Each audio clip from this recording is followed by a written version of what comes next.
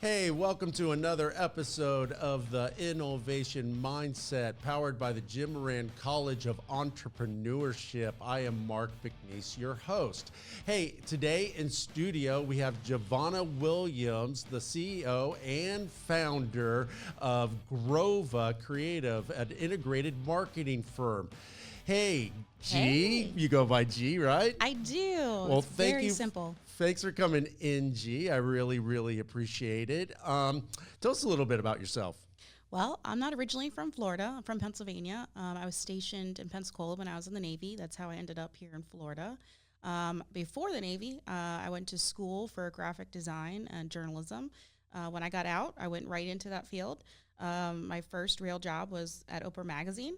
Realized publication wasn't for me, dabbled around on a few things with other publications, newspapers, then ended up joining the Navy because they offered to pay my student loans. Nice. And then when I got out in 2011, got a job here in Tallahassee and haven't left.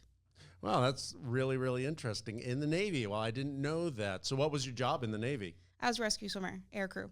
Oh, wow. Super Different cool. life, Yeah. totally different life. So you did rescues or in the Navy, or how did Yeah. that work? Tell me a little bit about that. Yeah, so I actually got injured at A school, which it takes about 2.5 years to finish training for rescue swim. So I made it through air crew school and A schools when I got hurt. So I tore my pectoral, minor, labrum, and rotator cuff. So Oh, wow. yeah, so I tried to heal, tried to get back into it, but couldn't swim the way they needed me to anymore. So the way it was back in 2011, the way it worked is if you got injured, they give you one more chance for another job at the Navy, but you don't get to pick it. Your name goes in a system and it throws out a job. And Well, that's interesting. yeah, it's very interesting. Sometimes you get options, sometimes you don't. If you have options, you can pick one of those options. But when they threw my name in and the jobs that were available that came back out was rescue swim. Okay. And I couldn't do it. And you So couldn't they do were it. like, all right, you're going to be medically discharged. So it worked out because, like I said, I ended up going back to my original field, which was design, and getting a job in Tallahassee. And that client that I ended up working for, well, I said client, but at the time I was working for them. Now they're one of our biggest clients. So it all worked out. Yeah, no, that's amazing. So, from the Navy, take us a little bit through your career path, getting you to starting your own business, and what was the catalyst for you wanting to start your own business? Yeah, I wish I knew the true catalyst. I don't know. I just, like I said, I'm from up north. I was blessed to work for a couple of agencies in the South. I worked in-house mostly. And if people aren't familiar with in-house, basically companies develop their own internal marketing team, essentially. So that's what we call in-house. And I worked my way up to creative director for that company, and then ended up going agency side for a few years. And I don't know, I just thought one day, like, this would be cool. It'd be cool I had a thought that at agencies, designers don't really get to talk to a lot of clients until you're about art director or creative director. And I thought, what if we just allow designers to talk to clients directly? It might cut out a lot of the in-between and we can get to the final result quicker. And so I developed my agency on that model where our clients actually have direct access to the designers. And I just thought it'd be cool to start that model. And here we are 8 years later. Nice. So I was just about to ask you when you started. So you started 8 years ago. So that would put you, 2016? Yep. 2016. And you said you started right here in Tallahassee. I did, yes. So tell us a little bit about like the jump. Did you work and kind of start your company at the same time, or did you just quit and just go all the way in? No, so the agency, well, I guess more firm, they go by firm that I work for, did allow us to work after hours on freelance work. So I spent a couple years building up my Rolodex, I guess you can say, and working after hours. And then it got to a point where I was working 16-hour days, 8 hours, at the firm, and then coming home and working 8 hours on my freelance clients. So it just became too much, and then I realized I could probably just do this full time as a freelancer and be able to get by on bills. And when I calculated it out, I was like, oh yeah, it could work. So ended up letting the firm know that I was going to go out my own 24/7. And it was very amicable. They were like, okay, can we hire you? So I ended up working for them. Oh, nice. Yeah. So I ended up working for them for a few months, and then eventually ended up getting hired by a bigger firm for freelance and office hours, which put me in I don't want to say like better position, I guess, because I was inside a huge agency working on national clients and international clients, and they didn't want me to leave. They wanted me to be in office. Well, I had all these other clients, so I realized I need help. So I ended up hiring interns to help me, and then those interns graduated and became employees. And then we just slowly kept building my team, and then eventually I went away from more of the freelance model and more to a full service agency model. And we've been a full service agency model for 6 years now. Wow. Well, fantastic. I was looking at your website, which is absolutely stunning and gorgeous. Thank you. I would imagine that you and your team designed that. We did, yeah. So I was looking through all the different services that you provide, from branding to marketing to web design, and I believe you do social media, or no? Mm-hmm. Yes. And social media. How did you put together the package of what you offer, and how did you market yourself to differentiate yourself from your competitors? Yeah, so when we talked just earlier, I mentioned I started off technically as a freelancer and just ended up getting enough clients where I needed help. My company name originally was actually Giovanna Design. Worst idea ever, because one, nobody can spell Giovanna. And two, I don't know, like it became not just me anymore, so it just didn't make sense to call us that. So when we switched to Grova and switched to our different model, I was known as the brand strategist more so. So a lot of people came to us for logo design and more creative work. And that's where we kind of started, being 100% creative and basically graphic design, web design.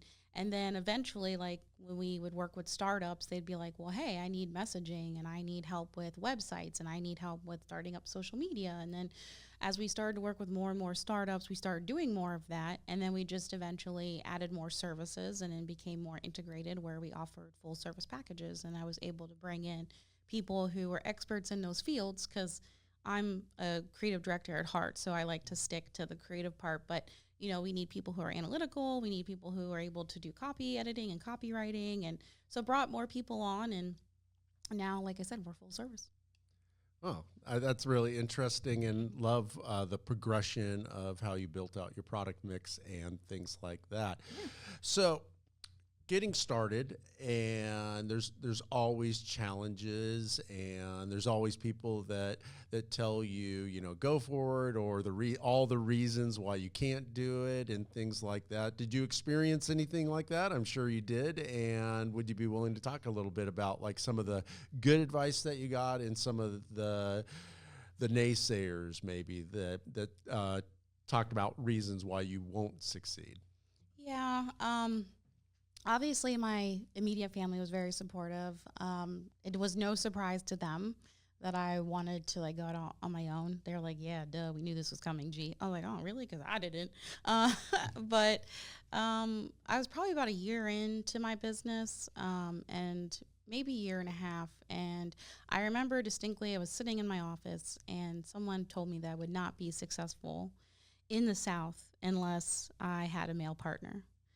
And I was really shell-shocked by that, because I was like, really? Like, because one was a woman telling me that, so that was really surprising to me.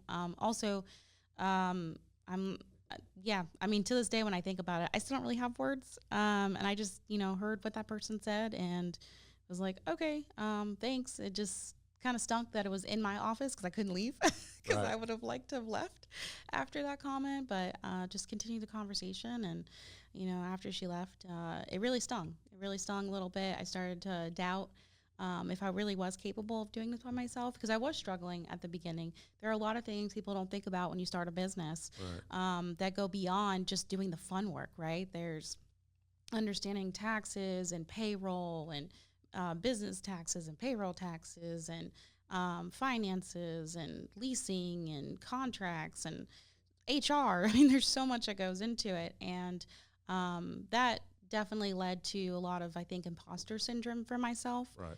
which I still struggle with today, actually. And a lot of people and business owners do, actually. We're just not very vocal about it, but I am, because I believe mental health is very important. Mm-hmm. And if you're not putting it out there, then, how are you going to heal, essentially? Right. So, but eventually, I just told my family, like, some of the things that were said to me.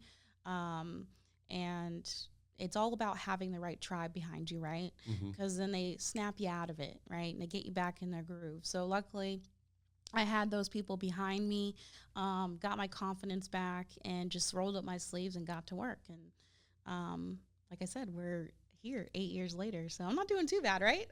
No, you're doing fantastic. You're past that 3-year mark where a lot of businesses fail, and you're getting really close to that 10-year mark where, hey, you could build a legacy, or maybe you are building a legacy. So that's an exciting time to be in business. So I want to dig a little bit more on the person saying that you need a man to be successful, and you had a negative reaction to that, which is understandable.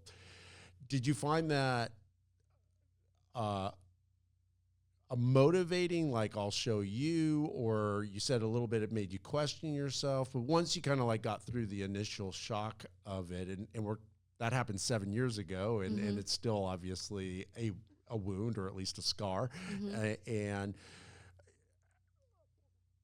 what advice, I guess, because a lot of young ladies listen to this podcast who want to be entrepreneurs, it seems like that you were able to process it through community and everything. What would your advice be to a young female entrepreneur who is listening to this, who has something similar spoken to her, and how they could navigate it to come out on the other side stronger?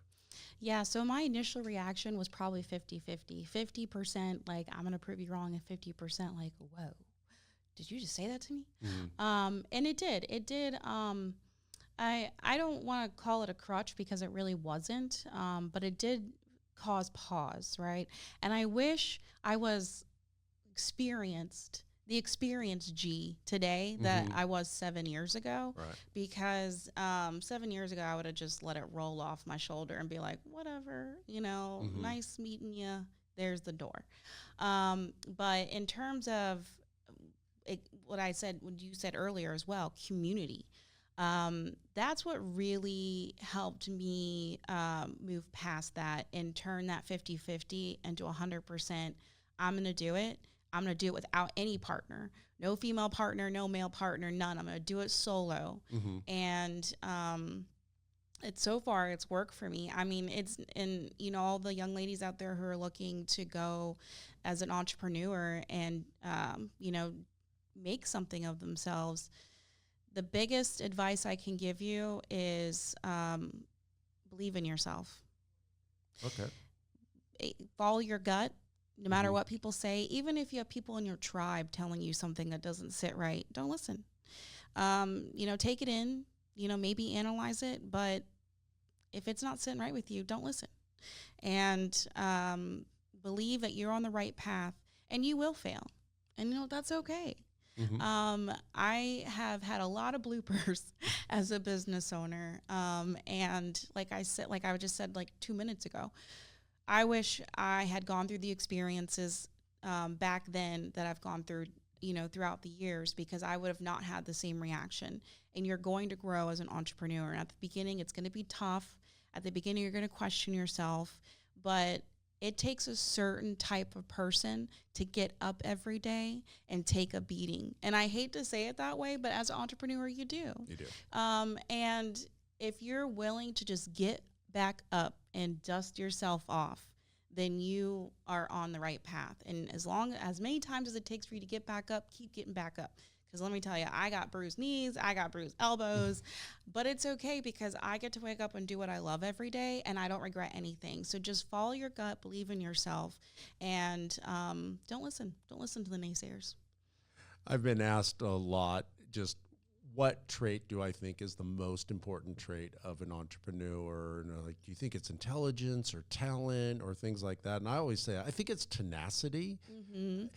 If you don't have tenacity as an entrepreneur, I don't really care how smart you are or how talented you are, because I think you're right. I think it's a common story with all entrepreneurs that we just get beat and you got to get or hit, I should say. You get hit and you got to get up from those hits, and then you also have to choose, do I want to fight or do I just want to let it graze off me and keep on going? Mm-hmm. So I think that's a good word, G. Yeah.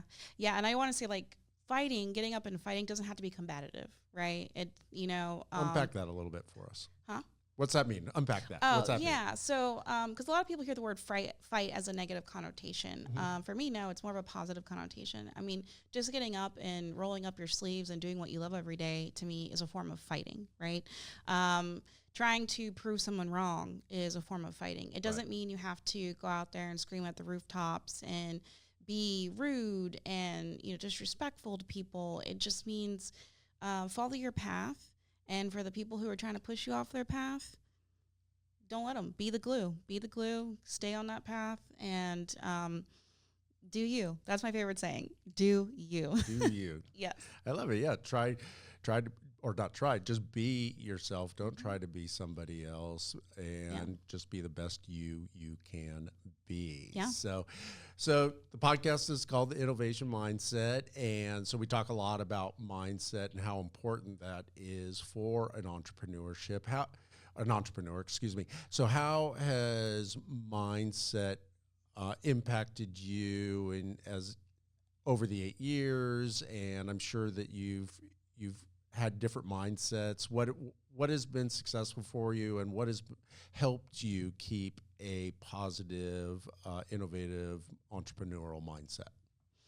Yeah, so I mentioned earlier imposter syndrome, and that's actually becoming more and more, I don't want to say well-known, but people are starting to recognize it as entrepreneurs, that a lot of us do have imposter syndrome.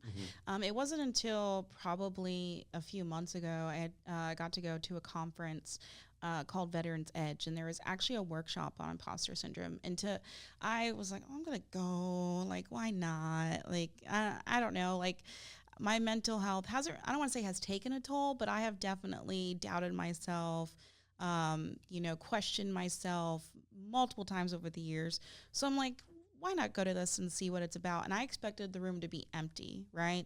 No, it was the biggest workshop at the conference, and they gave us a test, where we sit on the imposter syndrome meter. And I encourage actually every entrepreneur to take this test, because I was expecting to score really high. And I didn't. And I was like, oh my gosh, I'm doing better than I thought. Okay.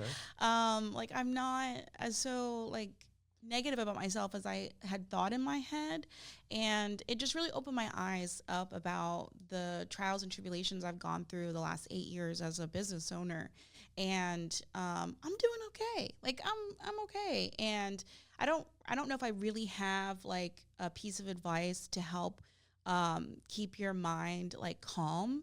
But for me, it's family and my hobbies, right? Like you have to step away and find something that has nothing to do with what you do every day, so you can unwind and you can, whatever it is, relax, or go be something else. So mine is riding motorcycles. I love to ride motorcycles. Dirt or road or? Street bikes, okay. Yeah. I am not an off-road chick, no. I like my collarbone. But yeah, so I go ride, and it's an opportunity where I can't look at my phone. I have to focus on the road. I see the surroundings around me. I got wind in my face, and I feel free. So when I'm super stressed out or I'm stuck on a problem, just love hearing the sound of the engine. I go out there and I give myself time and space to think about it through G's eyes and nobody else's eyes but mine. And over the years, I've gotten better at doing that because I've grown as a person and as a business owner. So I ask different questions now than I did 8 years ago, even last year. And so, yeah, that would be my advice. find something that you're passionate about outside of what you do every day, and use that to give yourself a break. Giving yourself breaks. Burnout's a real thing. People forget about that. Yeah, 100%. Because when you become an entrepreneur, you're on the clock almost like 24/7, and that's a lot. And then when you become a business owner and you have employees, you're responsible for people, Right. and that's a lot. People are relying on you to get food on the table. Like, that's a lot to unpack. So you have to give yourself time to make sure you don't burn out and that you can keep going. So, yeah. Well, I'm glad you shared about the imposter syndrome. I think that's inherent in entrepreneurship, because I think us as entrepreneurs, we have this vision, right? That we're going to build this company or build this organization or build this thing that actually doesn't exist. And we're actively going out there and telling people about something that doesn't exist. And I think that's really challenging. When I've done startups and things like that, you're talking about the future, right? And you have to talk about the future as it's going to happen.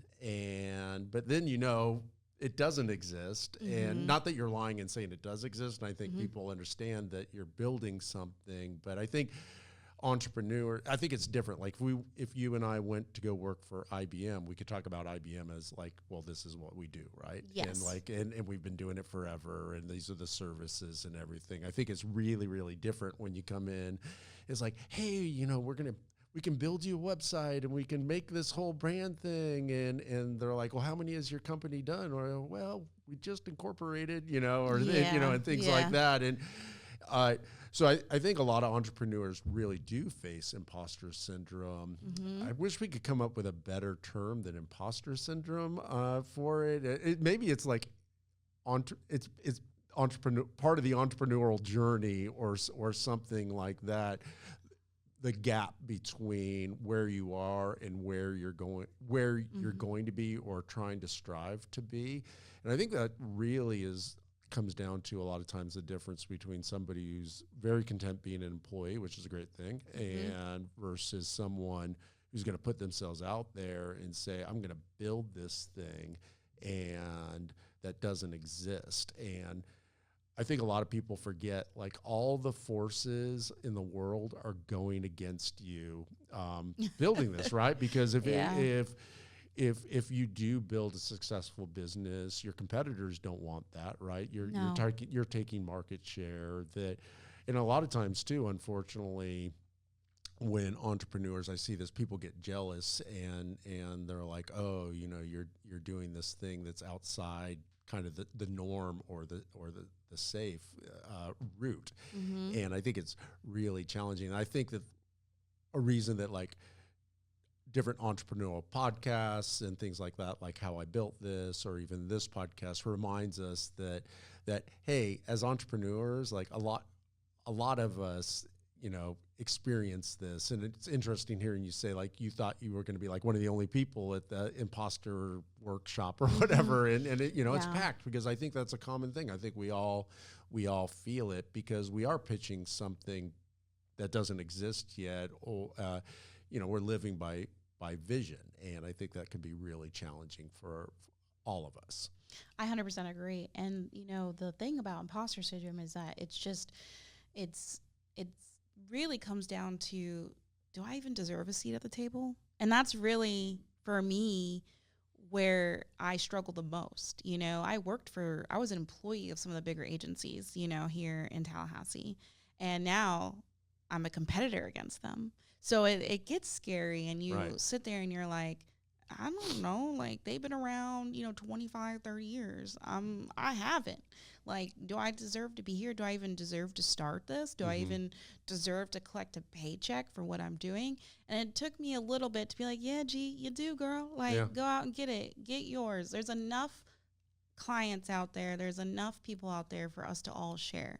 And I no longer feel that way against the bigger agencies, because I figured out where I belong. I figured out where Grova belongs, and I'm comfortable with that. And we've been very blessed. We've won a lot of accolades for our creative work, big accolades like Best of Show for big shows like the American Advertising Awards, Davie Awards, even the Angel Awards, which is the entire state of Florida and the Caribbean. We put out some great work. All of our work comes from 100% word of mouth. We do zero advertising about ourselves, which is like the worst because I'm in marketing, right? Yeah. But everyone who works with us loves to work with us. And so I said, I've been very blessed. It took a while to get through that imposter syndrome. But if you're an entrepreneur starting out and you're feeling that way, like I said earlier, trust your gut, believe in yourself, get the right tribe behind you, and it will all be okay. That's a great word. So I want to transition here. You are the first guest who was not a graduate or a student at Florida State University. You went to a different university. I feel honored. And so I'm excited to have you here because you're the first guest from the Jim Moran Institute, and you're a graduate of the executive training program. Is that? Small Business Executive Program, yeah. Small Business Executive Program, and now you're part of the CEO peer-to-peer network as well. So real quick, just for our listeners and those who are watching, so there's a lot of confusion between the Jim Moran College and the Jim Moran Institute and which one does which. So I'm part of the Jim Moran College, which we work with undergrad and graduate students to become entrepreneurs, and we're part of FSU, where the Jim Moran Institute is an outward focused and works with business people and provides training and different networking events and things like that. Real quick, I just want to read you their mission statement. This is what they do. Jim Moran Institute cultivates, trains, and inspires entrepreneurial leaders through world-class executive education, applied training, public recognition, and leading-edge research. So that's why G is our first guest from the Jim Moran Institute, and super excited to talk about the experience that you had with the Jim Moran Institute. So when did you go through the Small Business Executive Training Program? I don't remember the exact class number I am. I know it's horrible to say, but it was the first class right after COVID that they allowed us to go back. Okay. And I just remember because we had to wear masks and everything in the class and sit the good separate. Old days. Yeah, and sit very far away from everybody. So it was probably maybe later in 2020, maybe. I should know, but sorry, Marina, I don't remember. But I will definitely say that JMI and the Small Business Executive Program played a huge part in our uptick in growth for Grova. The marketing part, I didn't really need much help in, but everything else that they brought to the table, I probably needed to learn years earlier. Right. But I was so focused with my head down in the day-to-day that we as business owners, we're all guilty of that. Sometimes we forget to lift up our head and look at the 100-foot view. And it was very helpful for me to take the time and go into that room, turn my phone off, and listen and hear the things I needed to hear as a business owner and make sure that I'm setting up the business and the legacy up for success. Because after that, I realized I wasn't doing a very good job of that. But also after taking that class, I grew during COVID. And then after taking that class, I grew even more. Nice. And then I grew again the next year. And because of that, I've been very blessed. And my company was actually honored and dubbed as one of the first class of CUSES 50. I went to Syracuse, which is basically the same thing as Seminole 100. Okay. And it was really cool. It was really cool to see, doing that program was a catalyst to start the true growth that my company needed. That's great. Yeah. So I know that a lot of entrepreneurs, they get stuck in the trap, and you alluded to this, of working all the time in their business and not working on their business. And about 4 years ago, you decided to go through the JMI executive program. What was the catalyst for that? How were you encouraged to do it? How did you find out about it? And then it helped you grow, you said, but what do you think about it helped your company, you as a leader grow and help you lead your company into a growth cycle? Yeah, so I found out about it because of a client of mine actually emailed me and said, "Hey, applications are open. I think you should really consider this. You've helped my company grow. I think," he was a graduate, and "I think if you do this, you'll grow as well." So I looked into it and I was like, "Oh yeah, maybe I should apply." And I didn't realize it was a free program. So I was like, "Oh, well, free program, like, yeah, like, why not apply?"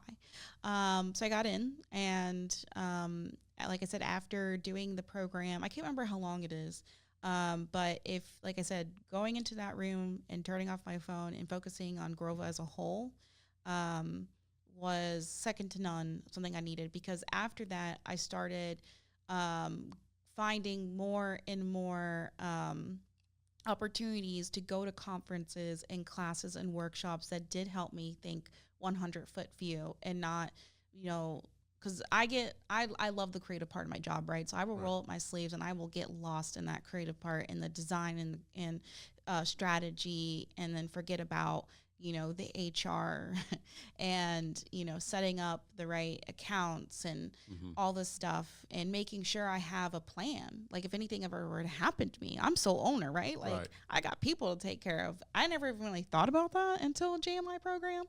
And I was like, "Oh, yeah, G, you're failing. That's really important. You should have a plan." So in terms of making me a better leader, one of the examples was, it made me stop and go, like, I need to have a plan in place so that my people are protected if I hate to say this, but internally I jokingly say hit by a bus clause. Right. And so if I was hit by a bus and I didn't make it, like, what would happen to my team? Well, all of those things are now in place. My husband knows what to do. If my husband's not around, it's all in legal documents. So everyone will be taken care of.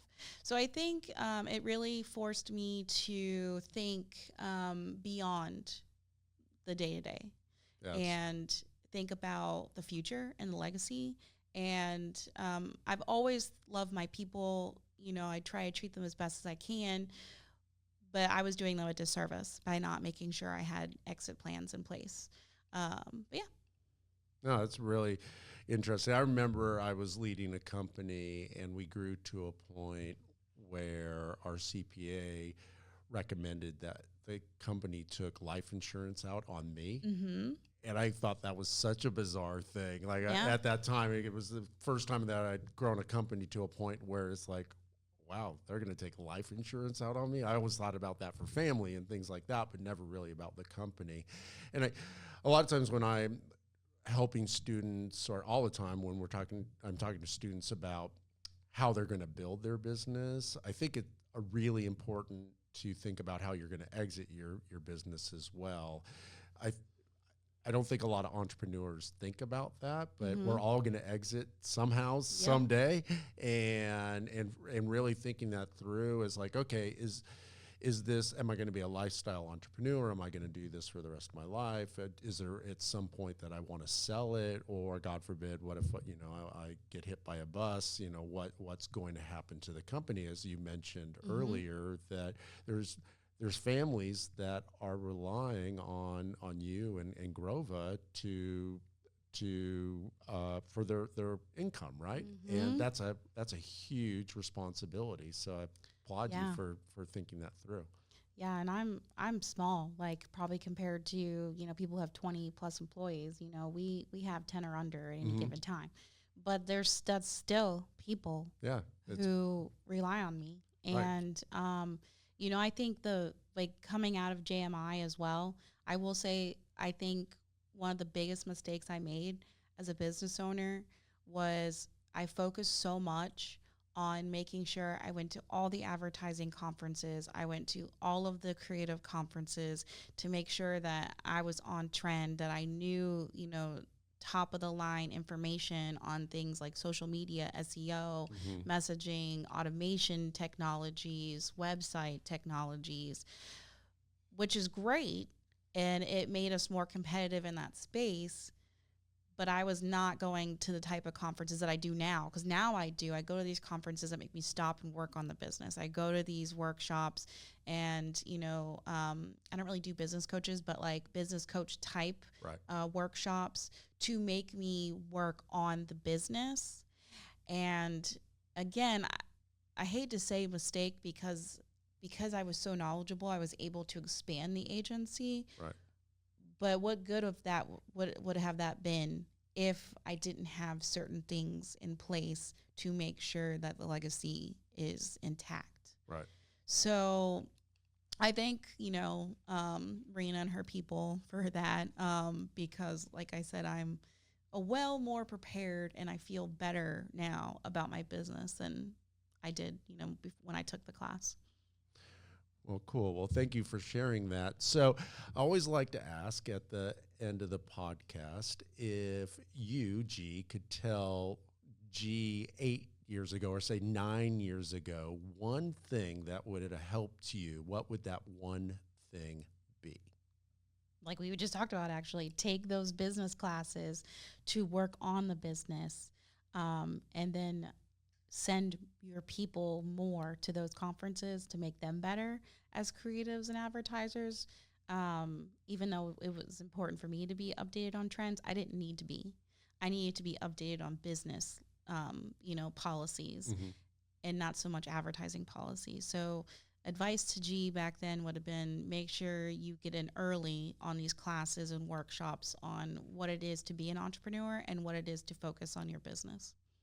Awesome. Well, I appreciate you taking the time to come in and share your story. So I really appreciate that, and all the best wishes and success to Grova. Thank you. So, hey, thank you for tuning in to another episode of the InNOLEvation Mindset, powered by the Jim Moran College of Entrepreneurship. Hey, if you like this episode, please like, share, and make some comments. And be sure to hit that subscribe button. That helps us really move up in the algorithms and gets in front of people who are entrepreneurs, so these episodes can help them out. And it also makes sure that you never miss another amazing episode. All right, thanks, and we'll catch you next time.